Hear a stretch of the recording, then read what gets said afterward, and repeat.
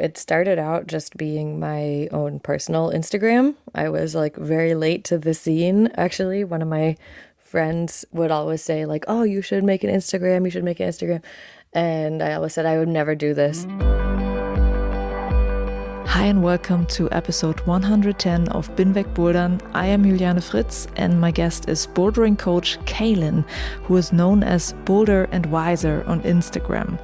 She has a quite big Instagram account and in a very short time she got well known with her Instagram videos, which are sometimes funny, sometimes serious, and she also gives tips on how to become better at bouldering. And she caught my attention because she reported about her pregnancy and coming back to sport after giving birth.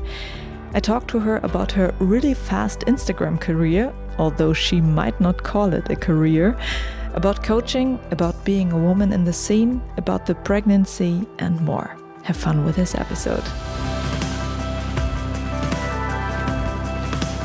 Thank you to all my listeners who support this podcast via Steady, an online platform for all sorts of creative people, YouTuber, blogger, and podcasters, where they can ask their followers to help finance their project. So thank you to everyone who has helped me there. And if you want to join, visit steadyhq.com and search for Bin weg Bouldern. You also find the link in the show notes to this episode and on my website. Hi, Kailyn. Hi. Kailyn, you are from Minnesota. You live in Germany. In Konstanz, you are a boulderer and a bouldering coach and a mother. And I know that you are able to speak German, you told me, but you'd rather speak in English in this interview, which I fully understand. But you need to prove that you are able to speak German. So are there any favorite German words or phrases?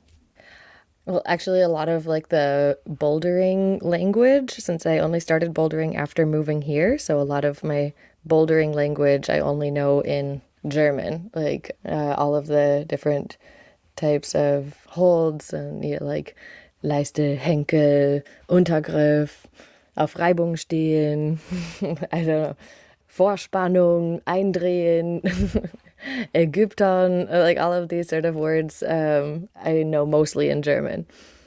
And are you a full-time bouldering coach or working at the gym, or is there something else that you do? I'm not full-time. Since I'm just coming back from maternity leave, I'm only coaching part-time. I coach our advanced youth team twice a week, and I also give like personal trainings and like private coaching lessons for all levels for adults, just whenever somebody signs up. So very part-time.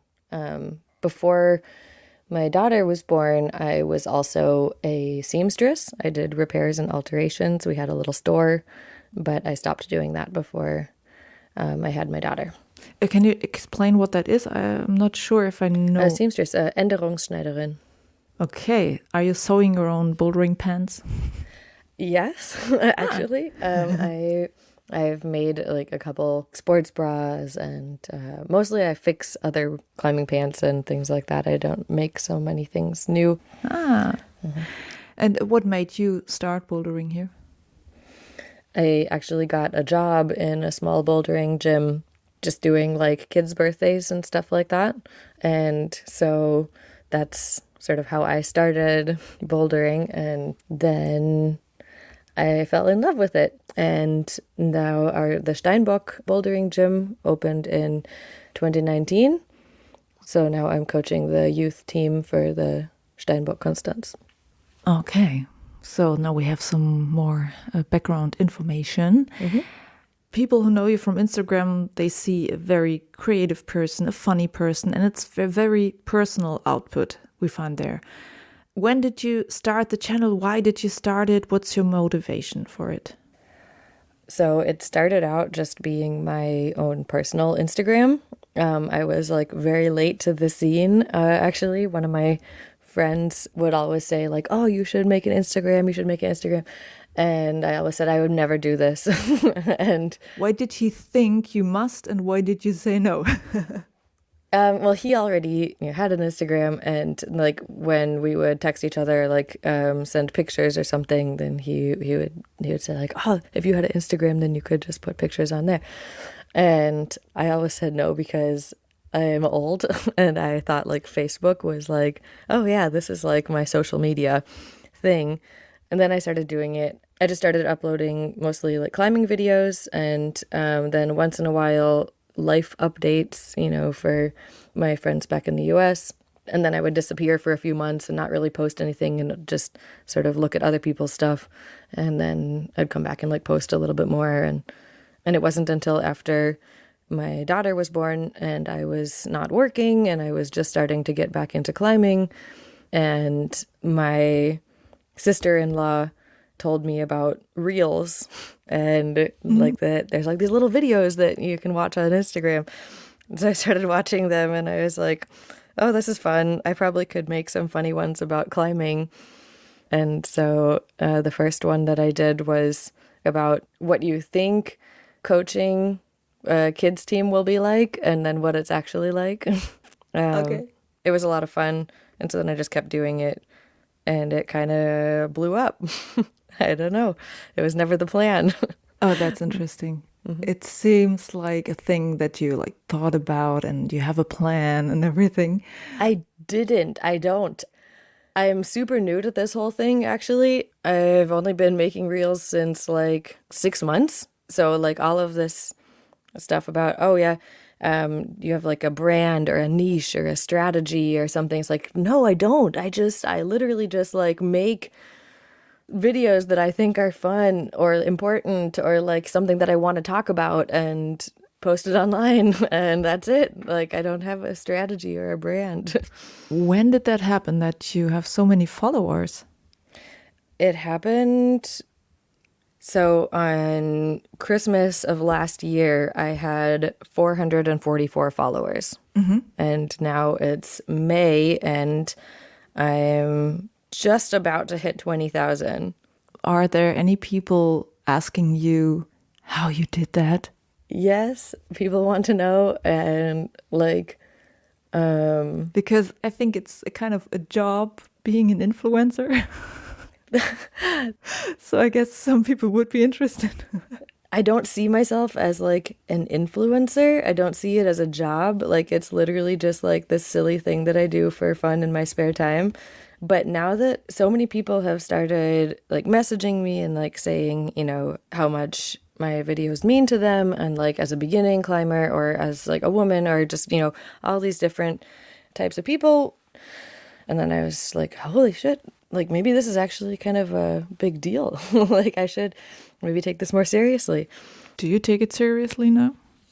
So did anything change in how you act here on Instagram? No. Like that's actually if there's like sort of a secret to my success.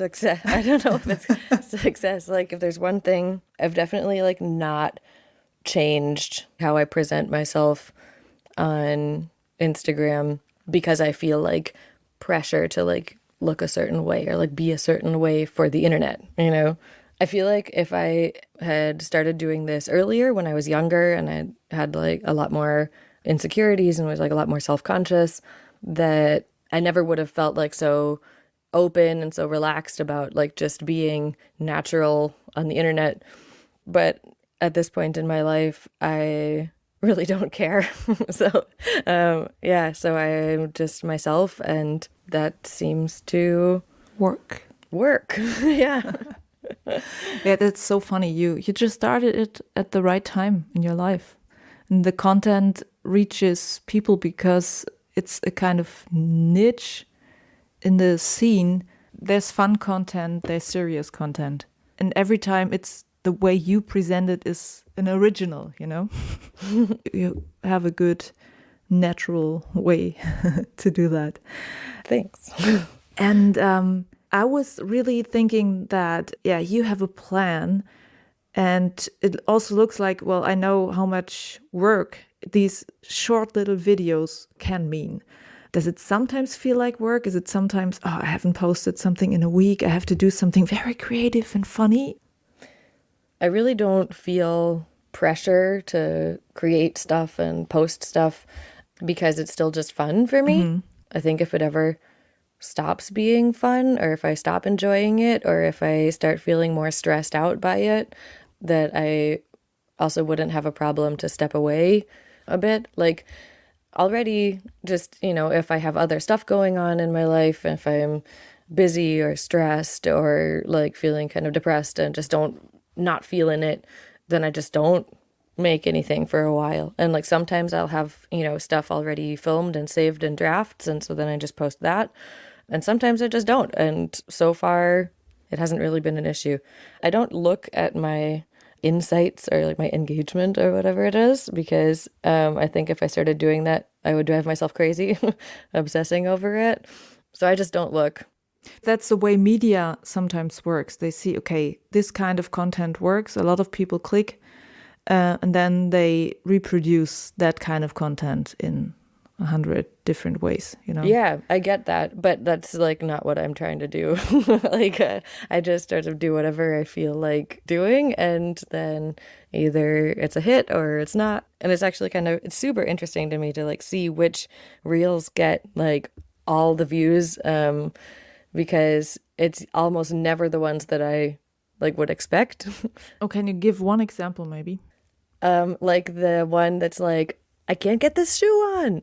This one, like I was moonboarding and I gave my phone to my friend and I was like, hey, can you film me trying to put my shoe on when I'm supposed to go and do my turn on the moonboard?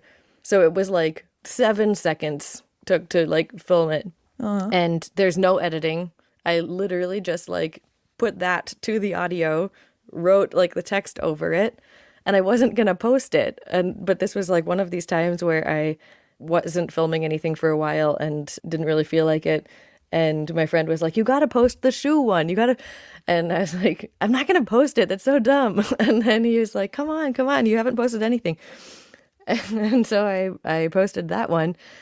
And let me check really quick. I think that had 520,000 views and like 4,000 likes. And like, yeah. And so I was just like, why? I don't get it, but whatever, it's fun. Yeah. Like, and then there's some that where I think like, oh yeah, this is like really good, or it's like talking about something important or whatever. And those of course don't get nearly as many. Yeah, it's the same with podcasting. Yeah, I'm sure. Sometimes you put so much energy into one episode and then not so many people listen, or not as much as you were hoping. I don't know.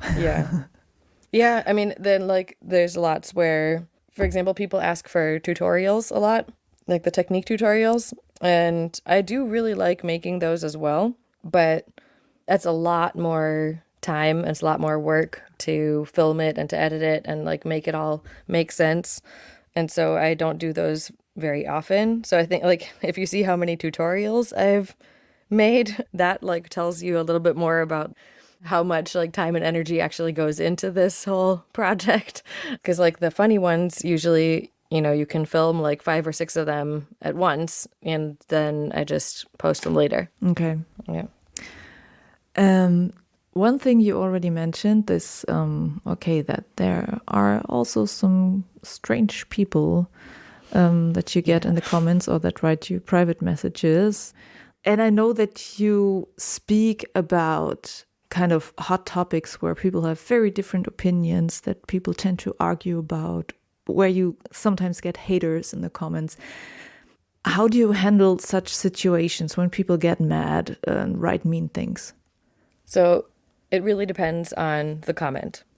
Sometimes I can tell that it's just coming from a place of like, this is something this person has never experienced themselves. And so they just don't understand and they're reacting negatively because they don't get it.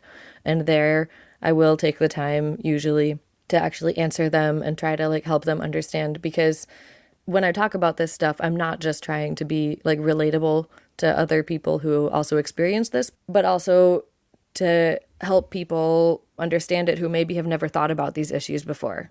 If it seems like they just don't get it, then I will explain it to them. If it's somebody who's just being like really rude or inappropriate, then I'll call them out, or sometimes just delete them entirely when I don't have the energy to deal with it. Yeah, understand. But with people like that, actually, it's always sort of a dilemma. Like, I don't want to just like not call them out, but on the other hand, I don't want to, give them attention. And so, because like when it's somebody who's obviously trolling, they want a reaction, they want you to fight them. And so I don't want to like give them attention, but I also don't want to just like leave their comment there unanswered. So that's usually the ones that I will like screenshot and like make a story, because that's like my personal way of like dealing with it, where I can like then show my followers like, look, this is a really problematic thing that exists here in our community and on my page, but I'm not actually answering them directly and giving them like the satisfaction of like getting this attention, Yeah, and the problem is that social media works in a way that these people get highlighted if you answer and comment. Exactly. There's also a story highlight that you called Ramble. Yeah. And there you were talking about a woman. She did a posting about catcalling, a thing that she experienced. And you said some men react like, how this can't be true, or is this really such a big thing?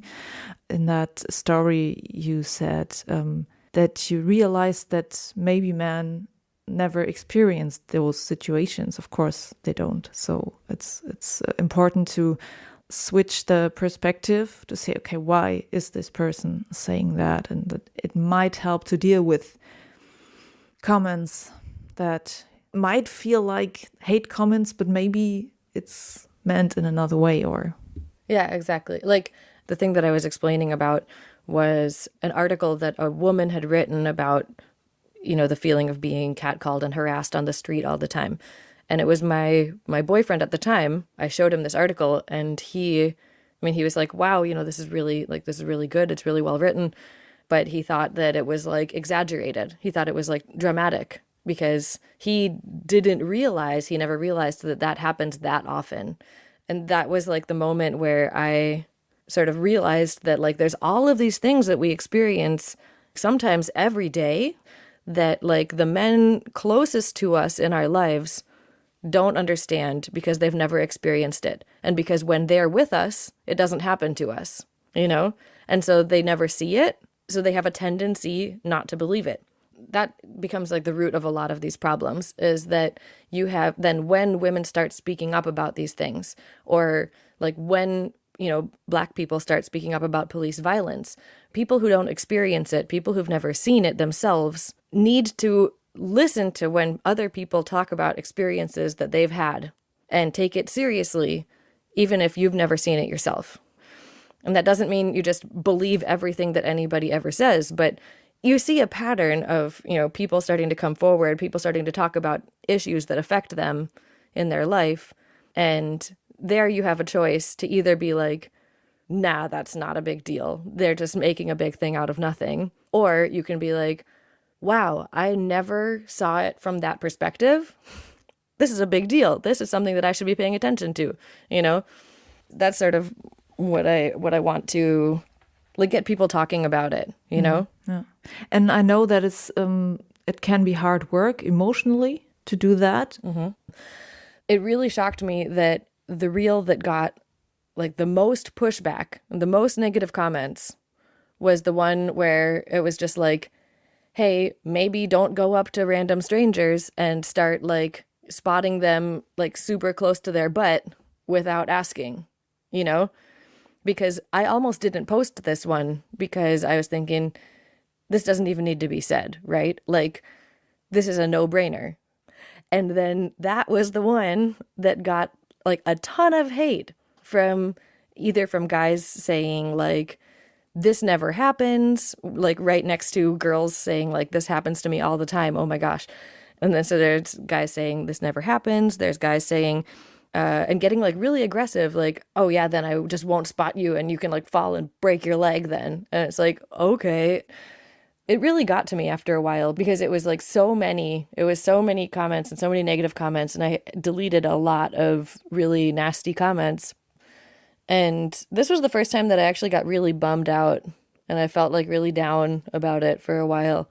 because like, even though I, talk about all these issues and they're like definitely really important, there is still a part of me that kind of assumed that like the climbing community is like, we're better, and be bombarded with all of these like really aggressively misogynist comments on a video where I thought I wasn't even being controversial.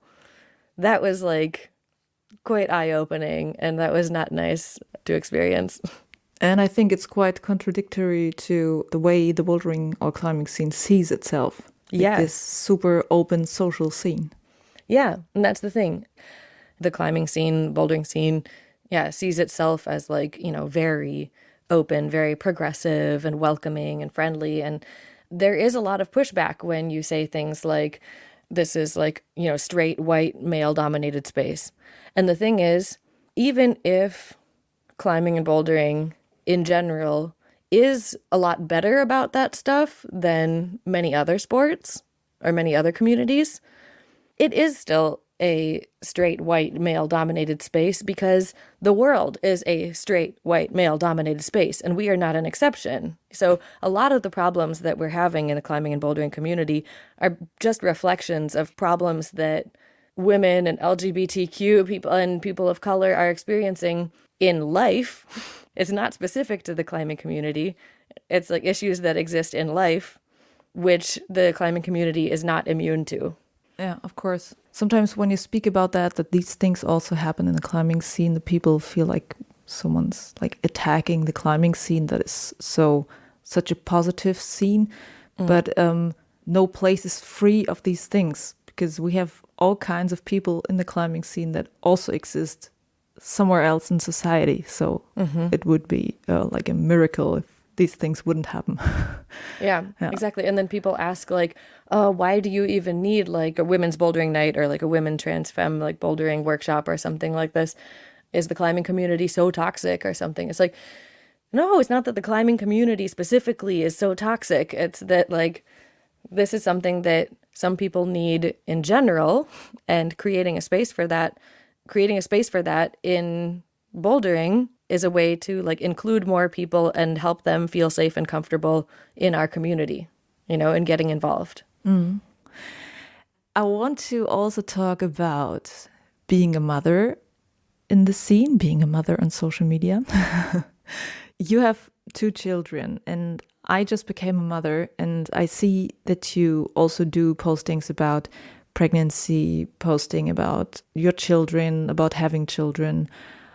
And I must admit, I try to reduce content about my son because I feel as soon as you become a parent, strangers tell you how to do things and give you advices that you did not ask for.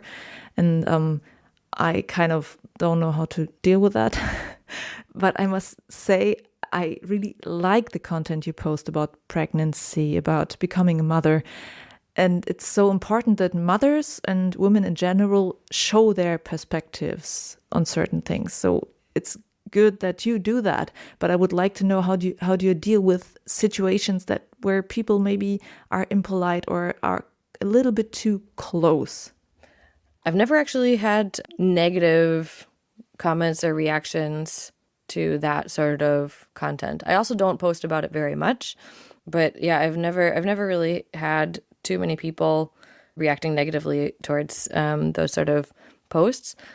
You do see it a lot. Like Shauna Coxey has been documenting her whole pregnancy on Instagram and talking about climbing while pregnant. On her page, there's a lot of people who were, questioning her judgment, questioning her parenting, questioning everything she does, And first of all, they're wrong.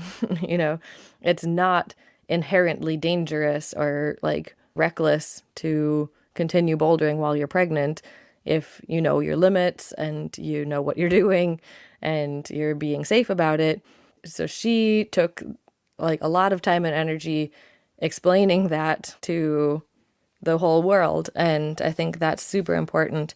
That's something that I fortunately have not had to experience very much so far. Great. I must say my experience is that becoming a mother is a huge perspective change. You start to see other things, feel other things, learn to understand other things and other people. Do you feel that the perspective of mothers or parents in the sport are well represented? No, like there's definitely still very much this idea that getting pregnant, having kids means like your body will never be the same again and you'll never be able to like climb strong again. And I've talked to actually a lot of women who are like apprehensive about getting pregnant or having kids because they're afraid of like what that will do to their climbing and like their ability to do sports and stuff like that.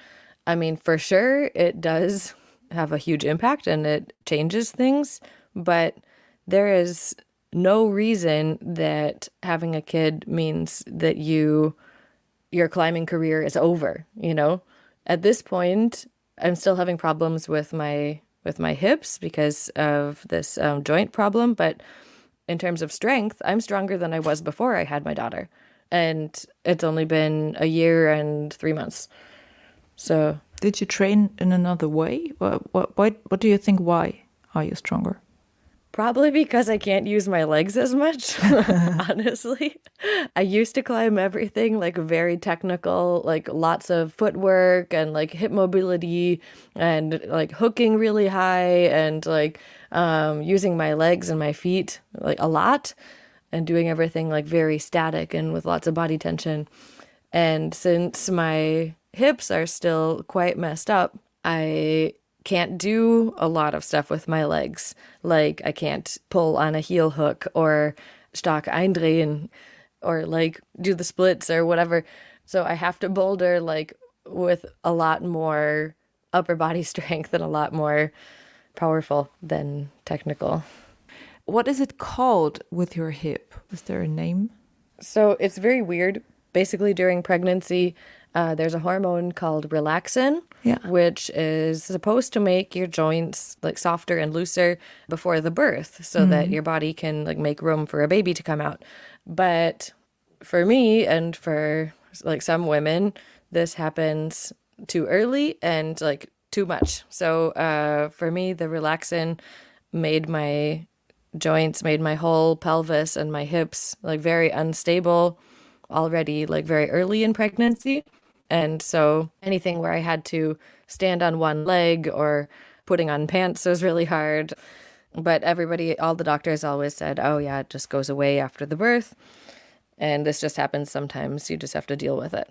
Right. And this is like sort of an attitude that I think the medical community has towards a lot of things that happen in pregnancy and birth is like, oh yeah, it kind of sucks, but that's just how it is. You have to deal with it. Right. And nobody tells you that there's like lots of things that you can do to maybe like make it better or so that you can continue doing sports and stuff like that. And yeah, but they always told me that it would go away after the birth. And in my case, it did not. And instead it got much, much worse. And after my daughter was born, I could barely walk for like the first 2 months. I was pretty much completely in bed rest. And then now a year later, I'm still having problems with my hips. Like I can't walk very far or stand for very long, but I can do most like normal life stuff and a lot of climbing stuff again. So that's good. It sounds really hard, I must say. Yeah. I can relate a little bit. I did not have this kind of problem after birth, but other things. And I also had these examples of things like problems while the pregnancy where doctors or people say, it goes away. It goes away after birth. And after birth, you're like, no. Yeah, exactly. That's actually one thing where I feel like even though Germany has like a really fantastic healthcare system, like compared to the US, for example, which we don't even need to talk about. But that's actually one thing where I feel like it is still rather behind here, is all of this stuff about physical therapy and sports and athletes like in pregnancy and pelvic floor physical therapy. It's really hard to find a pelvic floor physical therapist in this region, at least, of Germany. It's something that is really picking up in the US a lot. So in the US, there are more like people who are specialized. Yeah, it's becoming much more popular, pelvic floor physiotherapy and coaches who specialize in pregnant and postpartum athletes and helping them stay active and become active again after having a baby, which is something that is lacking here in Germany. I was talking on my podcast with one therapist who specialized on this. And also I do a second podcast, Boulder Bundesliga podcast. And there I was talking to a coach who's also specialized in pelvic floor exercises. And she does not work with women after the pregnancy. She works with women in sports in general. Yeah.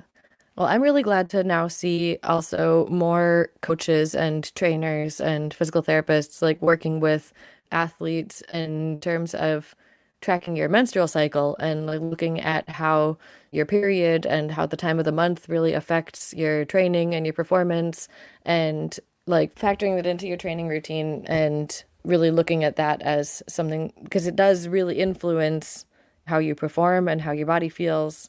Some people more than other, for sure. So that's something that's really cool that I'm now starting to see, as well as athletes. Like there was recently an Olympic swimmer who just like openly said, "Oh yeah, maybe I didn't perform so good today because I was on my period," and this was like a big deal.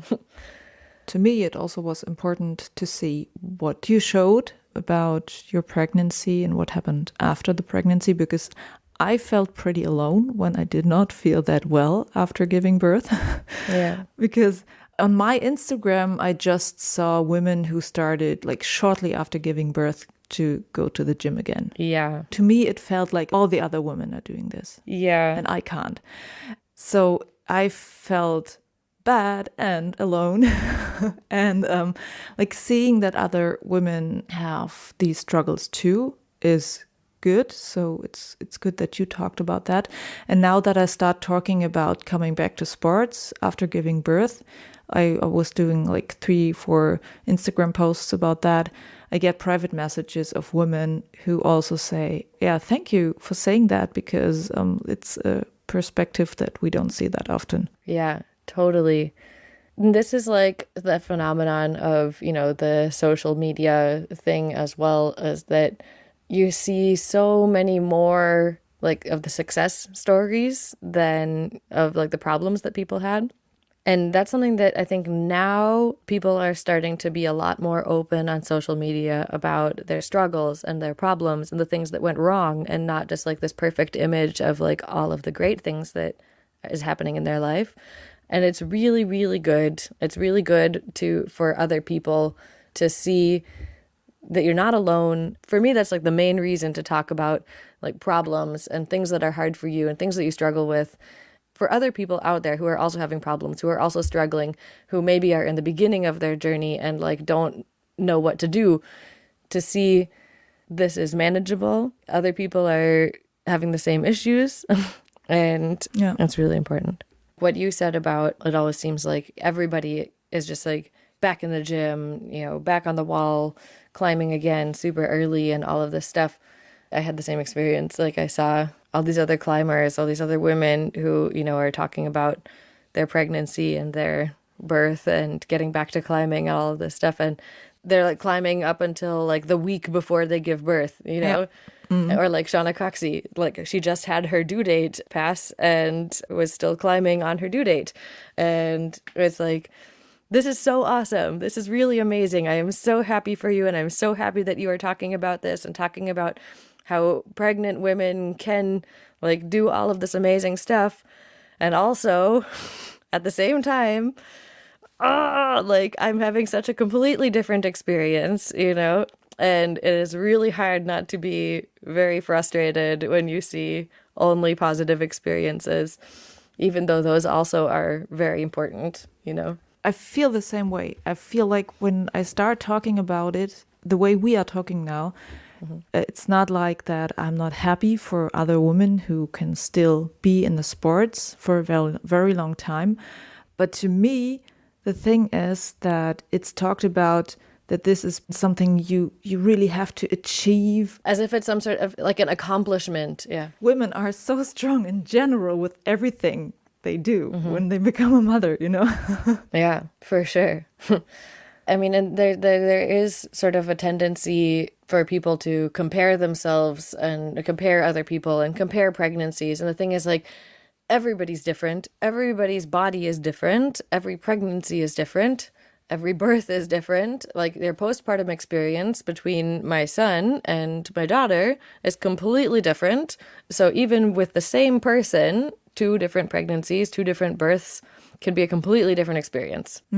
And so, like, comparing to somebody else is, like, completely useless, and you just end up making yourself crazy. Yeah, and this other side is not Instagrammable. That's the problem, I guess. The other side is missing in this bubble. Yeah. But that's something that I feel like more people have started talking about, like the less Instagrammable side of things. And I think that's also really important. Yeah. So let's switch. I prepared also questions about other topics. It's not that we just talk about motherhood and pregnancy. You are also a bouldering coach. Yes. As a bouldering coach, maybe you realize things that need to be talked about, and about these things you make postings, reels. Yes. What are things that you experience in the gym where you feel like, this is kind of funny, this is something that people should know about, or where people get things wrong? So what are like the topics where you feel like, okay, let's do something here? Yeah, it's funny. So that's actually usually where the ideas for my like tutorials or something comes from. I'll like watch people climbing and see many people make the same mistake on a boulder. And usually it's something very simple where I can say one sentence like, hey, maybe if you put your foot here instead of here, or if you like imagine your body doing this, or, you know, if you get your momentum from this direction. There's just like one little tip which makes a huge difference, and then they can do a move all of a sudden which they thought they could not do. Do you have an example? Yes. Running starts. I did a video, like the quick tip for running starts. And this was because I would see people do this boulder over and over and over, where they would run up and they would bounce off of where their foot is supposed to go. Then of course they can't hold the hold that they're going for. And so if I would always ask, like, would you like a tip? Or if somebody would ask me, you know, how do you do this? Then I would say, okay, don't think of it as jumping off of this. Think of it as stepping up on it. You just imagine that it's not a slopey volume, but it's a big stair. And you have to step up on it like it's a big stair, for example. Like 8 times out of 10, they would do it on the next go. Yeah, that's cool. Yeah. And sometimes, I guess, you know, these situations where people would say, oh, you just have to do this and that to reach the next hold. This word should be illegal. Sometimes this, you simply have to, does not work for the other person, because the other person has like different abilities. Yeah. Yeah. Different body type, different abilities, like, yeah. And how do you try to manage that as a coach? That's something that I think I have like gotten good at from coaching kids of like many different ages, because then there are many different sizes, and also adults at all different levels, is that you start to get better at seeing not just, how would I do this move? How would I do this boulder? But like, how would a tiny person do this boulder? You know, how would like a person who has no upper body strength do this boulder? Yeah. Do you remember a situation where you were really happy that you solved such a situation for a person? Oh, this happens all the time with my kids team. They're strong, but they're small. And so all of our boulders in our gym are set for adults. And finding like a different way for them to do the same boulder. Sometimes it's like some crazy dyno or like coordination comp move, you know, on something which for an adult is just, okay, you stand here, you reach up, no problem. Cool.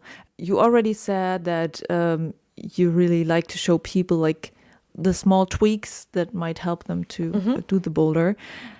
All of us like to bring our non-bouldering friends to the gym and try to show them that bouldering is super awesome, you know?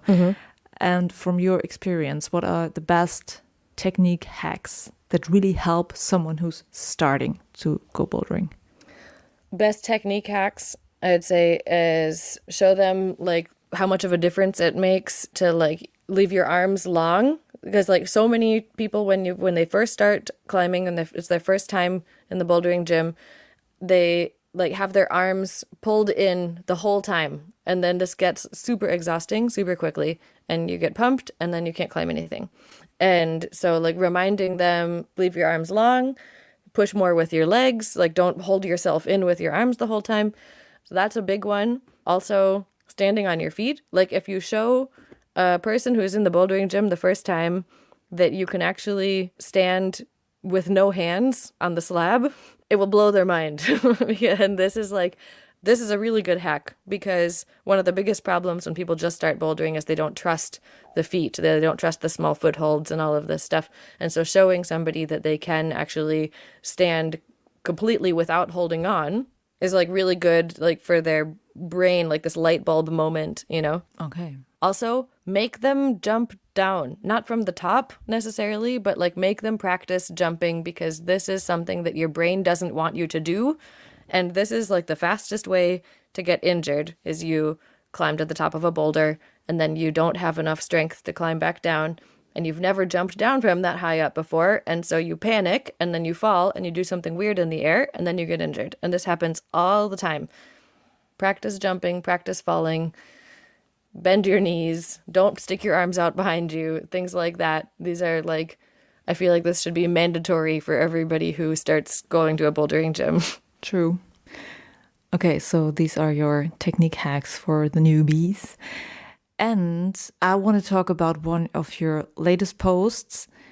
It was about how women dress in the gym, not how all the women dress in the gym, but like when you wear short trousers, a sports bra, some people would say you do that just to please men.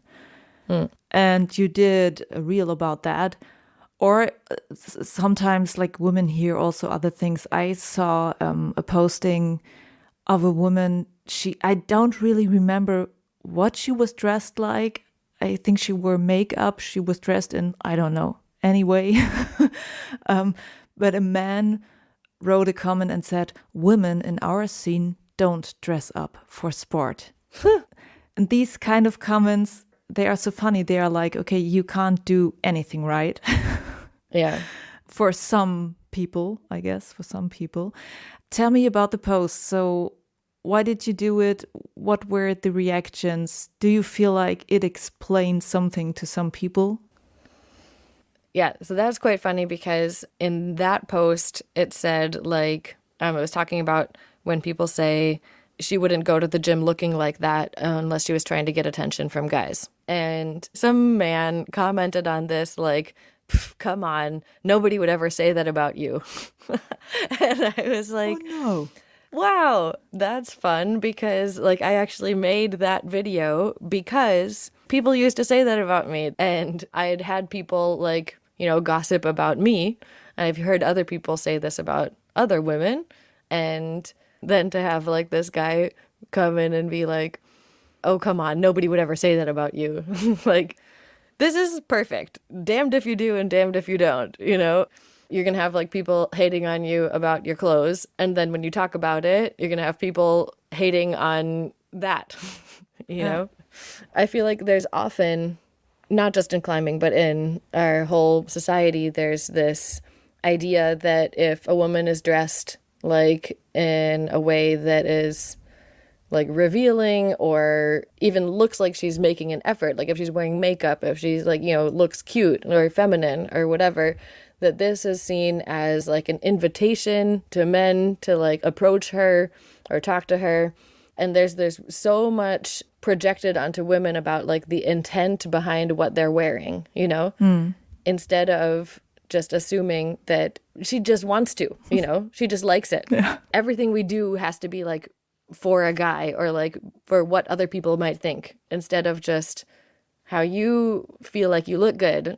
That's actually something that a lot of professional climbers have started talking about, this balance between looking cute and feminine and girly or, whatever, and also being like a badass crusher athlete. Yeah. People see it as strange when you wear makeup or do your hair or like wear more feminine looking clothes to the gym, because there's still sort of this idea that being strong and athletic and muscular is not feminine. And so this is why it's seen as like a contradiction, where it's just like, oh, well, why would someone wear makeup to the gym? Why would, she dress like this to go to the gym? It's like, why not? Like, there's nothing contradictory about it. No, it isn't. In the end, Kailyn, can you tell us, is there any future goal or any plan that you have with your social media platform, although you said that it's a thing you started just for fun?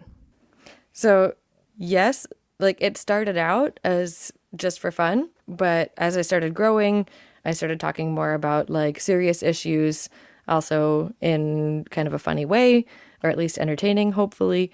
And yeah, the goal is to make like climbing and the bouldering community like more accessible and inclusive to people who maybe don't fit the stereotypical mold of like what a real climber looks like or what a real climber climbs like, and sort of break out of that and encourage and empower other people to also participate and like get involved and like learn to love climbing, as well as to like talk about problems and issues that people who are already in the climbing community are still facing, and start to talk about that more openly and start to have these conversations more out in the open, because that's how you start to address the problem, Yeah. And you're doing it very well. Thank you, Kailyn. Thank you very much. This was Kailyn, the Instagrammer known as Boulder and Wiser. Thanks for the interview, and I hope you enjoyed this episode. And if you haven't done it yet, follow Boulder and Wiser and have fun with her content. Thanks for listening. Juliane mein Name und ich bin weg Bouldern.